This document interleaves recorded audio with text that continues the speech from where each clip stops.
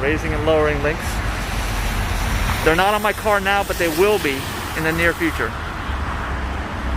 All right, so this is a special tool to align. So to align it in very low and keep it there. This is what you have to do? Trick it open? To keep it in very low? Yeah, well, I see it should be in very low now, right? I think it is. Yeah, it is. Okay, low. But this thing lets you roll it. Is that what this does? You can roll the car? Yeah, he got it. No, to keep it on very low, yeah, and without any like adjustments, yes, you have to put it in jack mode as well. Oh, you do? Okay, yeah. Okay. And then to keep it in neutral, like how we have it right now, yeah, you have to have the seatbelt plugged in. Oh, like someone's there? Yeah.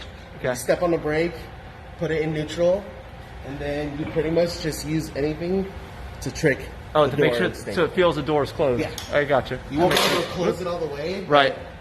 It thinks that it's in. That makes sense. I saw you guys doing it before. I was wondering. Thanks.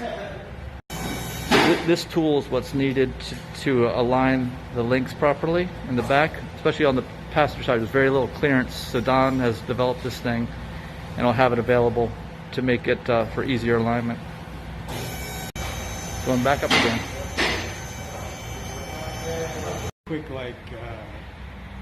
summary, kind of like what we were just talking about. Yeah. What brought you here? What was your previous experience with the adjustable bushings? Yep.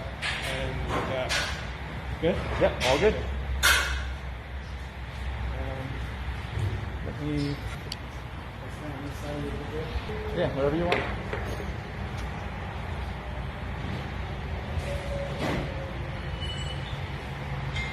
All right, we are here today at 714 Tires with Mike Young from digitalnomad.net. Hello. And Mike has recently installed our intuitive control arms in his Model X. Yep. And Mike, tell us a little bit about your experience. What brought you to, how did you find us, and what brought you to install them? All right, it's a little bit of a journey, I suppose, but I'm a Model X owner, original owner. It's got 100 and almost 60,000 miles on it of me driving it alone. And early on, I noticed an issue with vibration in the front driveline. And Tesla told me, as I told everyone else, to keep the suspension on low or very low to reduce or eliminate the vibration. It does work. It's the only way, because you can't keep it in normal, as I found after replacing the drive shafts a few times. And thankfully, Tesla paid for that. But there's no permanent solution. So driving on low or very low works, but it also eats up the rear tires. So I looked for a solution on that, found one originally. Unfortunately, it only worked for a month or two. I say within 3 months, it was catastrophic failure of the new control arms that were put on, which were not Tesla. So I took it back to Tesla. They put everything back to factory specs, and I figured, well, I guess I'm stuck with it like that until I found out about your parts that you designed. They're much better quality. They're much stronger. They're a better fitment too, so you don't need to modify the castings on the rear suspension, or actually the rear mounting points for the suspension.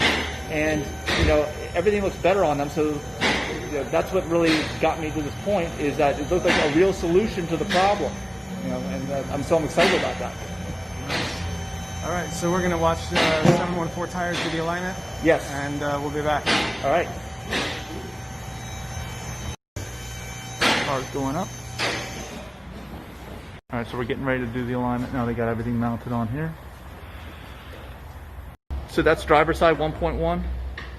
For camber, yeah, driver side. It was 1.0 initially. The passenger side's at negative 1.5. So it changed a little bit. Right here is the toe. We should be at about 0.2 positive though. Okay. Oh, so that moved. Yeah, so somehow, I don't know if that shifted or what, but. Oh, through this arm right here, right? Mm-hmm, yeah.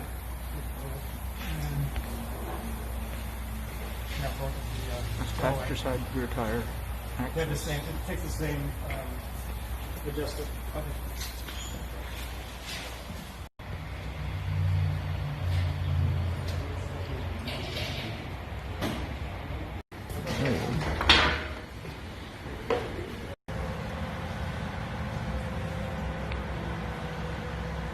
Maybe you could tell us a little bit of your experience with your acceleration shutter problem, and what you've done to try to resolve it, working with Tesla and whatnot. Okay, well, the acceleration shutter problem, the only thing that Tesla has ever done, which is very generous, is replace the drive shafts there in the front. So unfortunately, it's not addressing the root cause of the problem. as I've determined through having it done twice already, and using the new parts that they designed. At one point they told me it was in engineering, and it was in engineering. They had to design some new clevis pins for the front, some new axle shafts, and I had all those put on, and still the same result, unfortunately. So just through process of elimination and my own just general knowledge of driving the car for 150,000 miles, it was obvious to me that there's something wrong with the angles of these drive shafts, right? So the minute I step on the accelerator hard and I'm at a high position, I feel a vibration. And I did shortly after I had the most recently engineered parts put on. But if I lower it down to low or very low, that vibration goes away, even with worn axle shaft parts. But if I was to get new axle shaft parts put on now, I could drive it in very high for a period of time before they wore down and end up being in the same position now. So the only solution is to keep it low all the time.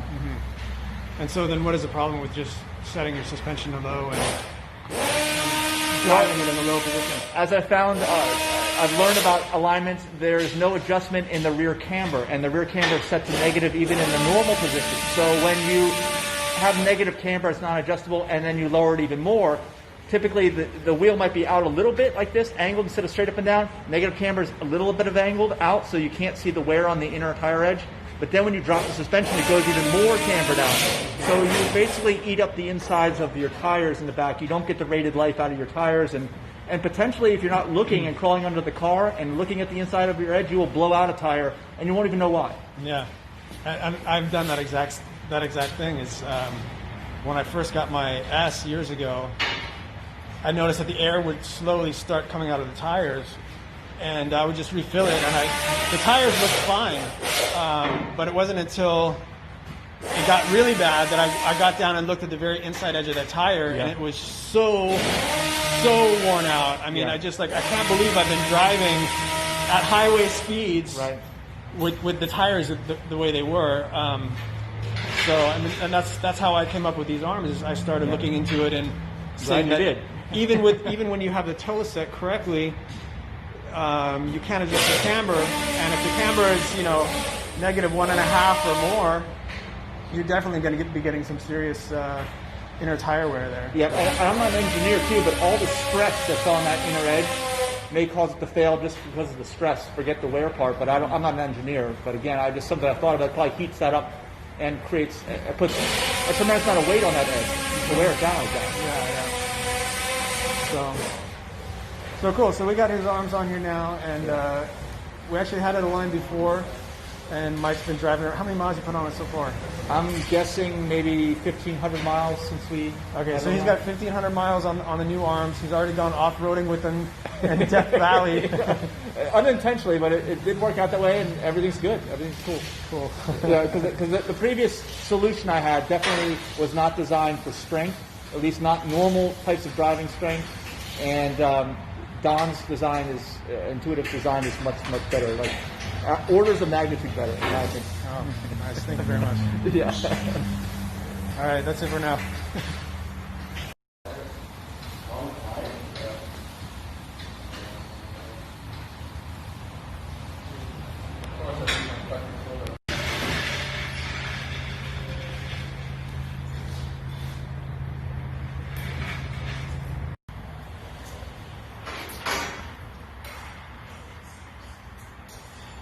Stay just a minute. So we've got some new lowering links coming out. They're called the RSX1 lowering links, and here's a prototype. The final version is being laser etched and built right now. Should be ready in a couple weeks. And it is the most accurate lowering link that you can buy. There's no marks on this right now, but on the production ones, there's going to be laser etched marks here and on the sleeve here, so you can literally just dial in the sleeve to the setting that you want, and you can match it on all four, and your car will sit at that exact level. You don't have to go back and measure it with caliper or anything else. It'll just line up just right. And you lock it in place with that little set screw right there. You can see that, and that's it. Yeah, and then I was questioning, we were talking about this earlier, I was like, well, do I need these? I'm not sure if I need them now, because I realized that Tesla has a function where you can lock your suspension in low all the time. And if you don't use it, then you have to reset and lower your suspension every time you drive the car because it'll reset to normal. But it's preferred to be in very low. I think that's going to be the most, you're going to get the most wear out of your driveline, the least amount of vibration or none. So in order to do that, you have to have this, unless you're going to remember to drop your suspension every time, which nobody does. I don't care if you say you will. I'm very good at things. I couldn't do it. On this trip we've been taking, I was like, I just locked it low until these are available. And once these are coming out, I'm putting it right on my car to solve that problem. Yeah, so you can, Mike's talking about the acceleration issue with Tesla. So you can drop it into low, and that will definitely help with the acceleration shudder, but really you need to get a little bit lower than that. And you can't, in the software settings, it's going to kick you out if you try to stay in very low all the time. Yep. So the lowering links kind of fool the sensor, and you can just keep it in low, and you'll be fine. And the tire wear too. I mean, there's obviously a function of tire wear. If you're down at the lowest setting as well, I think that it'll help with the tire wear once it's aligned properly as well, right? Mm-hmm, yeah, so. Absolutely. So that brings up another good point. When you do align your car, so if you're going to get the combination of the control arms, so you got the SX1 camber arm, the TSX1 tow arm, and then the lowering links, you want to set the car at the ride height that you're planning to drive on a regular basis, right. And then you do your alignment. That way everything right. gets dialed in exactly how you're going to be driving, 90% of the time. It doesn't have to be, 100% of the time, but most of the time that you're driving. And that's what mine is now. We made sure it was down in the very low setting, and that's how it's being aligned right now, so that'll make sure the tire wear is good, grip's good, and it works right. Right, so then when Mike puts on the lowering links, he can just come back up to the low setting, and his alignment will be just fine. Yep. So otherwise, how do we just start from scratch? If we had these links to begin with, then we could have installed the links first, reset them to the right height, and then done the alignment that way. That's the ideal way. Yeah. So we're doing it right. We're doing it before everyone else. Yeah, so that's the problem. So we're doing it a little bit backwards here, but concept is the same. So. Yeah, and then soon when everybody else, including people watching this video, sees this, they'll probably be able to do it in the right order and have all the parts available. Since you're just still developing them and they're just now getting off the production line, right. We have to do it this way. Right. So yeah. Mike is essentially going to be one of the first people to install these lowering links on his car. Yeah. And the quality is just phenomenal. I mean, I know I'm a little bit biased, but they're not plastic. I can tell you that. They're not plastic. The original equipment are plastic. That's right. Now these are 6061 T6 aluminum. They're super strong, super light, and plated, and just really, really good quality. I know you'll love it. Yep. So what else? You want to talk about? The towing. Yeah. Now, this also plays a role in towing because I also, again, asked, why do I need these just today? I was like, well, I can just leave it locked in very low. Like I said, I can leave it locked in low, but you should be in very low to have the longest driveline life and the least amount of vibration or no vibration. But the problem is when you go to tow, you're either supposed to put it in tow mode or it will lock into tow mode automatically, which it does with me because I tow the rated weight, which is 5,000 pounds with mine, and it knows something's back there and you can't get out of tow mode. So that does a couple things. It disables autopilot, of course. You don't want to use autopilot. But it also will fix the suspension in a normal height, and you cannot change it. And, of course, we know that the normal height is too high. So if you want to prevent driveline wear, which is probably doubled when you're towing, I think. Whenever you're doing towing, it's doubled. You want to keep it down in the low setting, so you've got to have these installed in order to fix it in the low setting. Mm-hmm. Yeah, I think you pretty much just said it all right there. Yeah, definitely getting your axles to be more at a straight angle is really the number one thing in preventing the CV joint wear. And that's that CV joint wear that causes the acceleration shudder problem, mostly. Yes. Well, and also, I mean, I'd say it does. Actually, even if they're brand new, I think if you accelerate hard, you won't notice it for the first couple of hard accelerations, but after that, it causes the wear so quickly that you will notice it. Because I know that when my car was brand new, it didn't do that. When my car had new axles, it didn't do it, but it quickly developed a vibration, slowly but surely. And so then, even after your axles were worn down, from your experience, when you lower the car, does the acceleration shudder disappear? Yes. It's. I mean, there's still going to be some slack in the driveline because the bearings are worn. That's going to be there. Don't mistake. I mean, this isn't. If you have bad axles, you've got to get them fixed, okay? But this will prevent them from going bad if they're not bad yet. Right. So once you get this fixed on your car, you're going to want to get new axles put on your car once everything's done, including the lower links. I'm waiting to get these on, then I'll get them done. But I've done it on my X. I had a rental X within the last couple months that was abused like any other rental car, and it had a terrible shudder on the high, very high, and normal. All 3 settings. Terrible shudder, but the minute I dropped down the low and even very low, for sure, it just went away, like it wasn't there. But no, there were probably some slack. I know there was some slack in the driveline. That's how you can tell that the bearings are shot in the axles very low. And then your solution, of course, so you can even drive it. I wouldn't recommend driving on worn axles. You can drive it vibration free with your setting, with your fix, and these on the very low setting, and not wear your tires, not destroy your rear tires in the process. Yeah, can you talk a little bit more about what is the sensation that you feel when you're driving that leads you to know that, I've got this acceleration shudder issue to begin with? Well, okay, sometimes you can hear a noise, believe it or not. The acceleration is so bad, and it's because the angles are so severe that the end of the drive shaft, meaning the tire end, can't keep up with the speed of the drive shaft coming out of the motor. There's a difference in speed. That's what causes the vibration. So you notice it right away. I mean, and you have to floor it to really notice it. If you're a mild driver, like a grandma, granddad, somebody who just really doesn't like to have too much fun driving, let's say that, you may never notice it, okay? You have to get into that accelerator. I'm not to say that I'm an aggressive driver because I'm not, but every once in a while I like to get into the accelerator. I don't like to have the experience of the front end feeling like it's going to vibrate in half and snap in half, because that's what it feels like. And it's a very disconcerting feeling, and the fact that it's considered normal is also concerning to me. But now you have a fix, so that that's where I'm focusing now, is on the fix for the problem. Nice.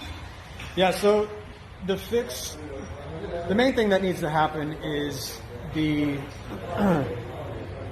need to reduce the angle between the wheel and essentially the transaxle, or whatever you want to call it. And had Tesla started from scratch with the front wheel drive, they could have built it, they could have designed it in a way where there would have been a more straight angle to begin with. But since the front wheel drive part of the vehicle was kind of an afterthought that they came out with. That's right, because based on the S, and the S evolved from an original rear only, right? That's right. It was originally a rear wheel drive vehicle. So then they had to put the motor on top of the rack and pinion and other hardware there. So it naturally put the motor to the transaxle to the wheels at a steeper angle than what would have been ideal. It's all geometry. Yeah, it's honestly not that complicated. So, I mean, the thing is, you either have to drop the motor and transaxle down, which you can't do, or you have to bring the wheels up. But regardless, you've got to have those axles at a more straight angle, or you're going to have this problem.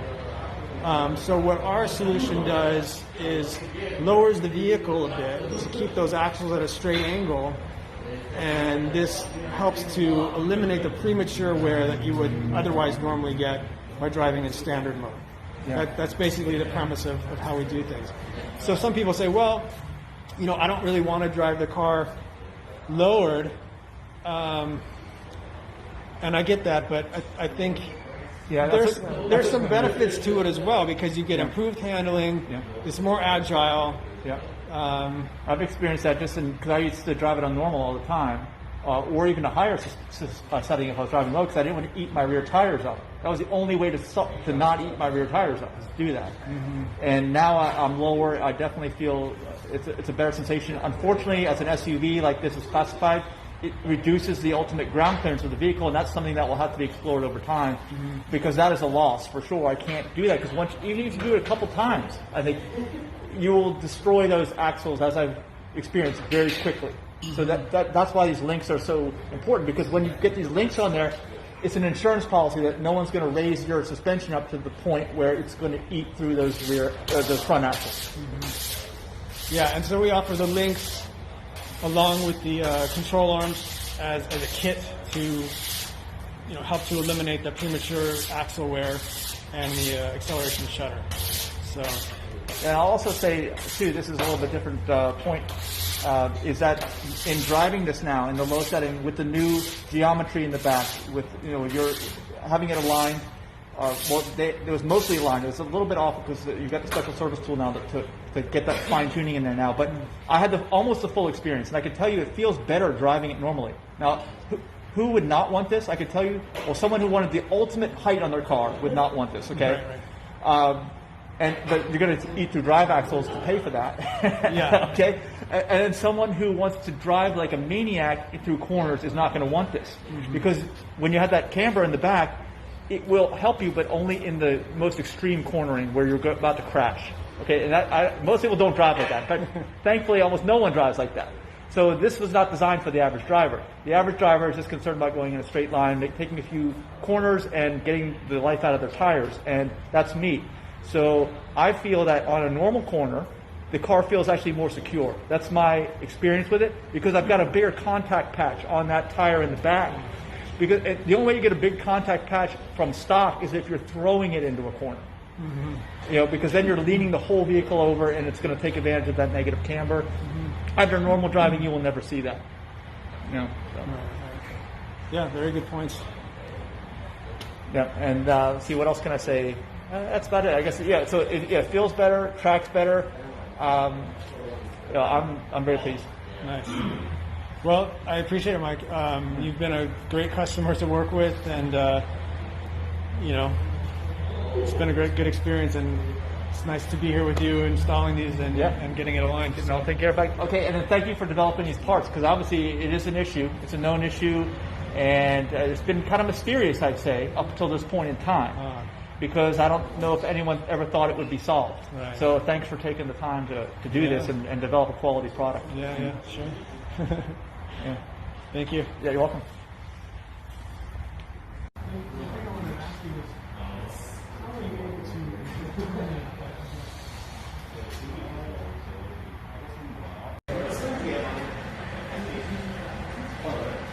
It's like 1.1, 1.2 or something like that. That was like the most mild I could get. Everything else is like 2.4, 2.5, from like H&R. It looks really pedestrian. It's kind of nice because it's 290 on the freeway. It's like, oh, really? Well, I don't know if you would have to swap over top hats or anything, but I have the STI springs. We already loaded something. Yeah. I mean, I gotta figure out what I really want to do with it now, just because, like, I was gonna keep it just, like, kind of stockish and clean, but now it's got, like, a huge gap in it, so I don't know. You guys should go. Alright, dude, I'll leave you guys to it. Nice catching you. What's up, again? Good seeing you again. Yeah, now that you make it a little longer, we can think you're not able to reach into it, right? Yeah, so you tell me from your experience, what would you say? I don't know. Either way, what you do it is still going to be hard, no matter what. But still, you can get up there now and shoot it. You can, yes, you can, but it's still difficult to reach stuff. So, before we couldn't even reach into it at all. Yeah, so it's a big improvement. He's able to do it without taking the rims off the car. That's what happened before. If you look at the previous, they had to take them off. Now they don't have to. Have you installed other aftermarket lights on the SRX? On the what up there? Have you installed other aftermarket lights on the SRX? No. Pretty much. Tiny.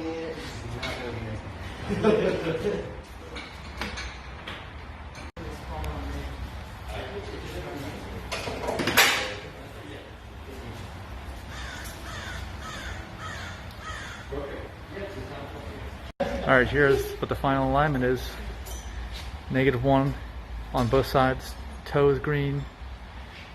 And then front it'll drive really nice now. And good tire, excellent tire wear, I'd say, in the back.